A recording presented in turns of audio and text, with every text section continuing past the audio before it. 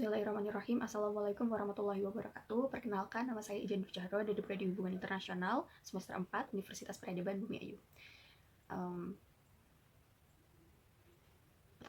Pertama-tama saya ucapkan terima kasih kepada Ibu Rafika Arsyad yang telah memberikan tugas tentang politik luar negeri Republik Indonesia pada era zaman Soekarno. Di sini saya mengambil judul tentang politik Orde-Nevo, politik mercusuar pada zaman Soekarno, demokrasi terpimpin Orde Lama. Yang mungkin di dalamnya akan saya bahas tentang manuver yang dilakukan pada era politik mercusuar dan dampaknya bagi reputasi Indonesia. Politik mercusuar adalah suatu kebijakan yang bisa dikatakan sebagai kebijakan politik luar negeri yang ditempuh pada era demokrasi terpimpin. Untuk mewujudkannya, maka dibentuklah suatu atau diselenggarakanlah sebuah proyek-proyek besar dan spektakuler yang diharapkan bisa menempatkan Indonesia pada kedudukannya yang terkemuka di kalangan Nevo. Sebelum membahas lebih mendalam tentang mercusuar, ada baiknya kita membahas terlebih dahulu tentang Oldevo dan Nevo. Oke, jadi politik Oldevo atau Old Emerging Force adalah politik yang dipahami oleh bangsa atau negara-negara kapitalis yang cenderung kolonialis, yang masuk atau tergolong dalam bangsa atau negara-negara Oldevo adalah negara-negara bangsa barat yang pernah menjajah. Kemudian, Nevo atau New Emerging Force adalah kebalikan dari Oldevo. Nevo adalah negara-negara yang anti-kapitalisme, anti-imperialisme, dan anti-kolonialisme, termasuk Indonesia. Negara-negara lain yang masuk ke dalam Nevo biasanya adalah negara-negara yang menganut sistem sosialis komunis. Pada masa-masa awal terjadi penyimpangan terhadap politik luar negeri Indonesia yang sistemnya adalah bebas aktif karena lebih condong pada satu poros. Jadi Indonesia dapat dikatakan lebih condong kepada Nevo yang di dalamnya itu kebanyakan menganut sistem sosialis dan komunis. Karena sistem politik Indonesia yang bebas aktif ini, jadi kecondongan terhadap satu pihak saja menjadi bagian dari penyimpangan politik luar negeri bebas aktif. Karena pada saat itu, Indonesia menganut sistem politik konfrontasi yang lebih mengarah kepada negara kapitalis seperti Eropa Barat dan Amerika Serikat. Politik konfrontasi tersebut dilandasi oleh pandangan dari Oldevo dan Nevo. Untuk mewujudkan Nevo, maka dibentuklah Jakarta Phnom Penh, Jakarta Hanoi, Jakarta Pyongyang, dan Jakarta Peking, di mana Phnom Penh, Peking, Hanoi, dan Pyongyang adalah ibu kota dari negara-negara komunis.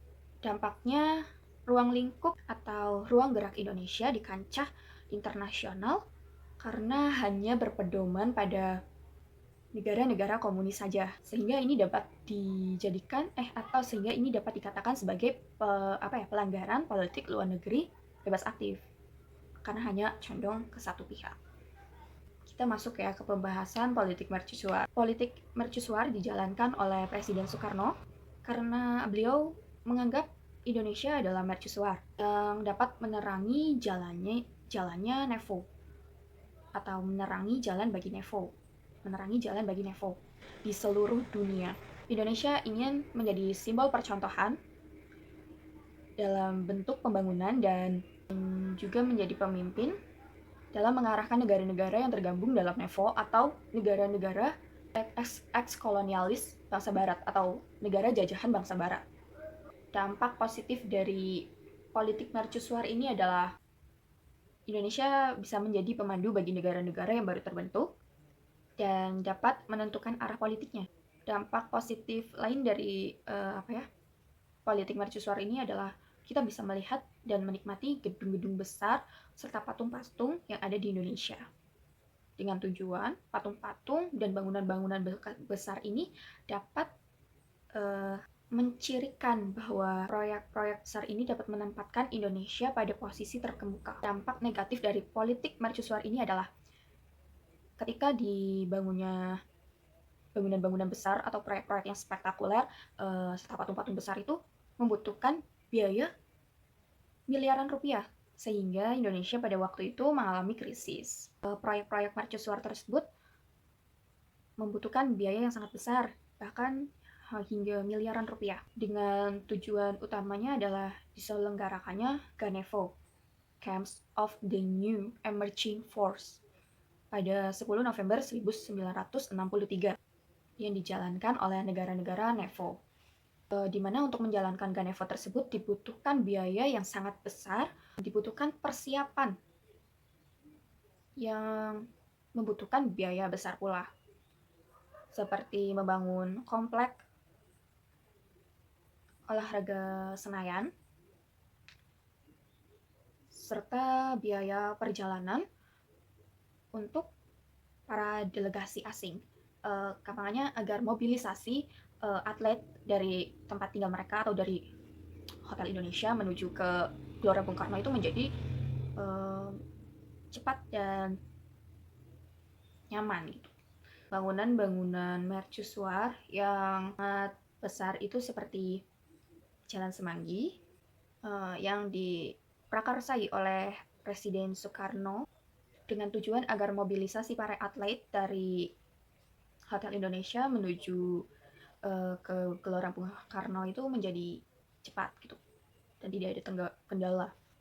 Patung Selamat Datang tuh yang ada di depan Hotel Indonesia yang ada air mancur dahulu menandakan ucapan selamat datang kepada para atlet-atlet yang ingin mengikuti Ganevo. Kemudian Hotel Indonesia yang dijadikan tempat tinggal para atlet pada zaman akan dilaksanakannya Ganevo tersebut. Kemudian dibentuknya Monas, Monumen Nasional, itu untuk melambangkan Indonesia adalah negara yang kaya. Walaupun pada kenyataannya, pada proyek pelaksanaannya tersebut, Indonesia sedang mengalami krisis di dalamnya, di mana masyarakat Indonesia sedang mengalami krisis ekonomi. Kemudian yang paling utama dari politik mercusuar ini adalah dibentuknya Gelora Bung Karno untuk melaksanakan Asia Games keempat atau Ganevo, dan dibentuknya gedung DPR dan MPR, dan dibentuknya Masjid Istiqlal yang merupakan masjid terbesar di Asia Tenggara yang mungkin bisa dipenuhi oleh puluhan ribu orang. Kemudian dibentuknya juga patung Dirgantara atau patung Pancoran. Pembuatan patung Dirgantara ini belum selesai sampai sekarang. Pada masa pembuatan patung Dirgantara atau patung Pancoran ini, Presiden Soekarno rela menjual mobil kesayangannya. Dan sekarang kalau kalian bisa lewat tugu atau patung Dirgantara atau patung Pancoran itu, kalian bakalan melihat lubang-lubang yang dimana di dalamnya tuh menandakan bahwa pembangunan ini tuh belum selesai gitu loh, sampai detik ini juga. Kemudian jika dilihat dari kacamata atau sudut pandang saya mengenai politik mercusuar pada saat itu dan dampaknya pada Indonesia masa kini, politik mercusuar ini belum bisa menjadikan Indonesia menjadi negara yang dapat menginspirasi negara lain. Walaupun mungkin pada waktu itu bisa mempengaruhi bangsa-bangsa NEVO atau bekas jajahan, atau negara-negara baru. Namun pada masa ini saya rasa belum. Terserah kalian mau sesuai dengan pendapat saya atau belum atau tidak, ini hanya pendapat saya, opini saya. Walaupun banyak sekali terlihat gedung-gedung atau bangunan-bangunan megah dan mewah dan berguna sampai sekarang, menghabiskan sampai miliaran juta pada proses pembuatannya, tetap saja yang seharusnya diperlihatkan atau diperhatikan oleh negara adalah tentang ekonomi negara tersebut itu bagus, terus sistem militer negara tersebut juga bagus, serta ruang lingkup kesehatan yang memadai, serta pendidikan yang layak bagi anak-anak negara tersebut. Saya rasa ketika kesejahteraan masyarakat atau kesejahteraan rakyat dijadikan yang utama, maka kemegahan, kemewahan, kekayaan yang ingin dicapai oleh negara itu bisa mengikuti, dan tentunya dapat menginspirasi negara lain.